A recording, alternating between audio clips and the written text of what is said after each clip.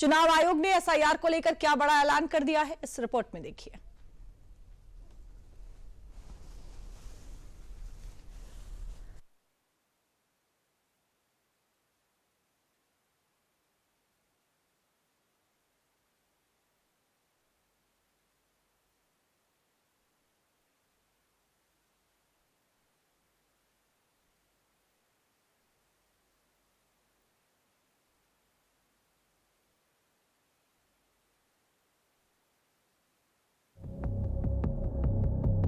SIR के नाम पर विपक्ष ने जो दंभ भरने की कोशिश की, उस एसआईआर के कामयाबी का अकीदा पूरे भारत में गूंजेगा।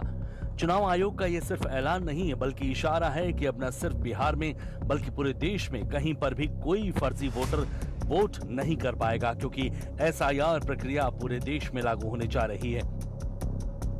बिहार के बाद देश के 12 राज्यों और यूटी में वोटर लिस्ट अपडेट होगा। इन राज्यों में वोटर लिस्ट का एसआईआर 28 अक्टूबर से शुरू हो जाएगा। इस प्रोसेस में वोटर लिस्ट का अपडेशन होगा, नए वोटरों के नाम जोड़े जाएंगे और वोटर लिस्ट में सामने आने वाली गलतियों को सुधारा जाएगा। ये वही एसआईआर है जिसको बिहार में जब लागू किया गया था तो खूब सियासी हल्ला मचा था। विपक्षी दल तो सड़कों पर उतर आए थे, लेकिन इसके खिलाफ में कोई सबूत वो पेश नहीं कर पाए। ऐसे में इस बार कोई ऐसा सियासी नैरेटिव ना चले, इसके लिए सोमवार को मुख्य चुनाव आयुक्त ज्ञानेश कुमार ने एसआईआर के सेकेंड फेज का जब ऐलान किया तो एसआईआर कराने के पीछे का मकसद भी जनता के सामने रखा और इसका पूरा शेड्यूल भी।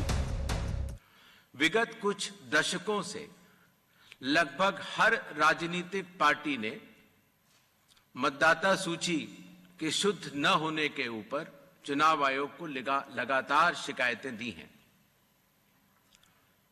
पहले सन 1951 से लेकर 2004 तक लगभग 8 बार स्पेशल इंटेंसिव रिवीजन इस देश में चुनाव आयोग ने कराया है और आखिरी इंटेंसिव रिवीजन लगभग 21 साल पहले 2002 से लेकर 2004 की मियाद में पूरा किया गया। मतदाता सूची में कई परिवर्तन आवश्यक हो जाते हैं, जैसे कि भारत की विकास गाथा के साथ साथ लोगों का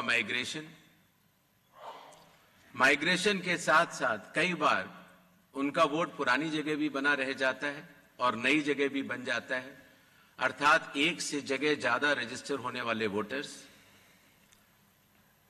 कई बार किसी की डेथ होने के बाद भी उसका नाम न हटाया जाना या गलती से किसी भी विदेशी नागरिक का नाम मतदाता सूची में आ जाना। इन चारों कारणों की वजह से चुनाव आयोग ने निर्णय लिया कि पूरे देश में चरणबद्ध तरीके से एसआईआर कराया जाए। प्रिंटिंग और ट्रेनिंग का कार्य कल से शुरू होगा और 3 नवंबर तक चलेगा। हाउस टू हाउस इन्यूमरेशन 4 नवंबर से 4 दिसंबर तक। Publication of draft electoral rolls 9 दिसंबर 2025।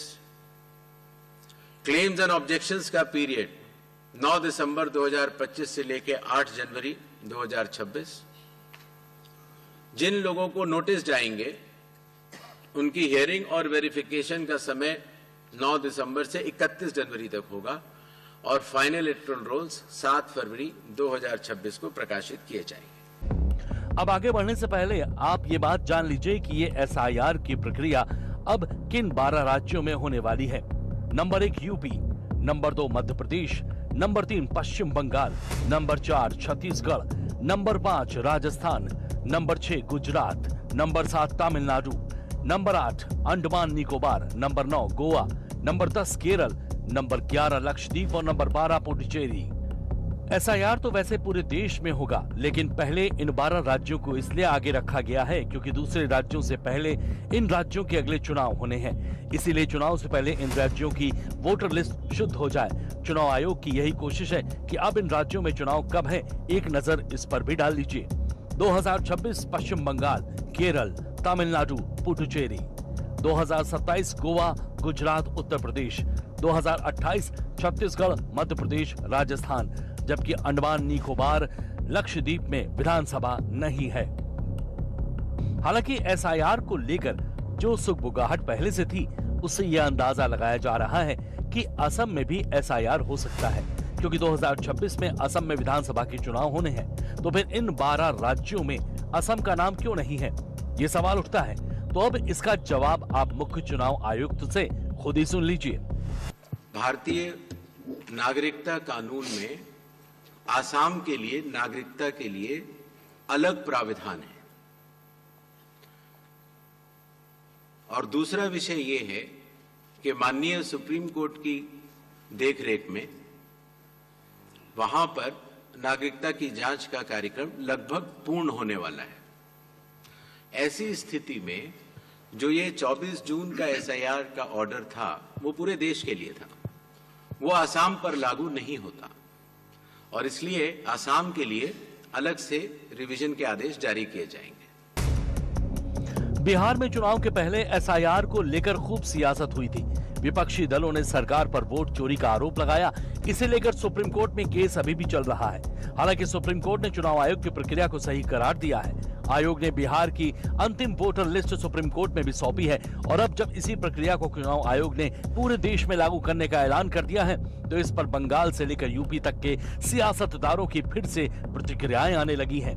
कुछ लोग बंगाल में उछल कूद कर रहे थे। कोई बोल रहा था जला देंगे, काट देंगे, एसआईआर होगा। तो हो गया कल से।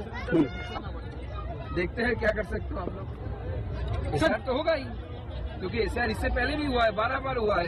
ये 13वीं बार एसआईआर हो रहा है। 2002-03 में ये पश्चिम बंगाल में ही लास्ट एसआईआर हुआ था। 2 तारीख एसआईआर तो हमारे जो पीपल्स रिप्रेजेंटेटिव एक्ट है उसमें दिया हुआ है कि एसआईआर होना है। चुनाव आयोग का कदम सही कदम है। कदम सही इस नाते है कि 25 साल, 30 साल, 20 साल, 15 साल, 10 साल जिनकी डेथ हो गई है उनका नाम भी वोटर लिस्ट में है। तो जहां जो मजबूत होता है वो अपना उनका भी वोट डाल देता है फर्जी तरीके से। तो ये कदम तो अच्छा है। अब एसआईआर के ऐलान के बाद ये बात तो तय मानी जा रही है कि इस बार आने वाले दिनों में सियासत खूब हो सकती है, खासकर उन राज्यों में जिनमें 2026 में चुनाव है। फिलहाल इसका असर क्या होगा ये तो आने वाला वक्त ही बता पाएगा।